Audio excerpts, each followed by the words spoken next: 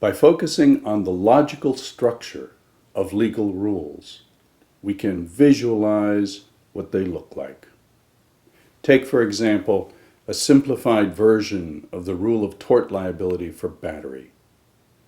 The defendant is liable to the plaintiff for a battery if the defendant performed some act, the defendant performed that act intending to cause harmful or offensive contact with a person, and that act did in fact cause a harmful or offensive contact with the person of the plaintiff.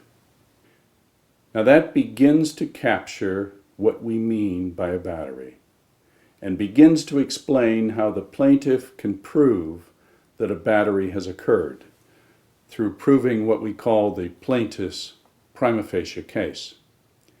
Now, notice two things about this logic diagram. First, the conclusion is placed at the top and the conditions are placed on lower levels. When we make legal arguments, we always know what we are arguing about, the conclusion to be proved. The question is whether it is true. The second thing to notice is that these conditions as a set are connected to the conclusion by a logical connective and, which means that the conclusion is true if, but only if, all three of the conditions are true. Besides the conjunction and, we often encounter in legal rules the disjunctive connective or. Notice that the third condition can be satisfied in either of two ways.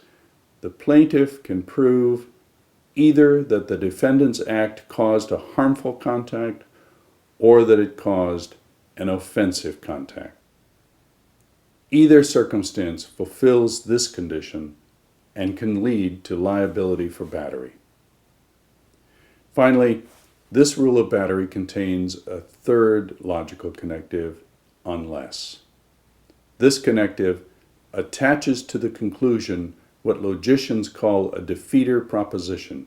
If the defeater is true, then the conclusion is false.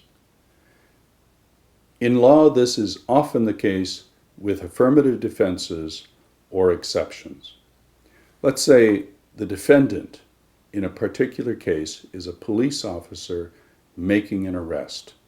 Then, even though she grabbed the plaintiff's arm, which might otherwise be a battery, she might have had a privilege to do so.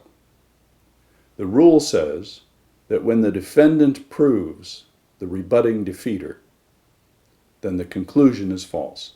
That is, the defendant is not liable to the plaintiff for battery. So we have one possible answer to the question, what do legal rules look like?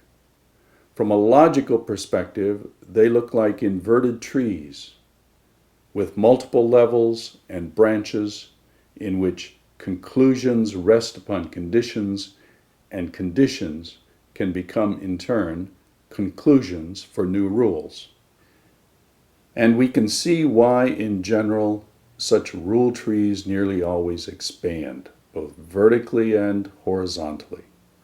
The rule trees expand as new rules are adopted to clarify old ones. So we can say that rule trees are what legal rules look like.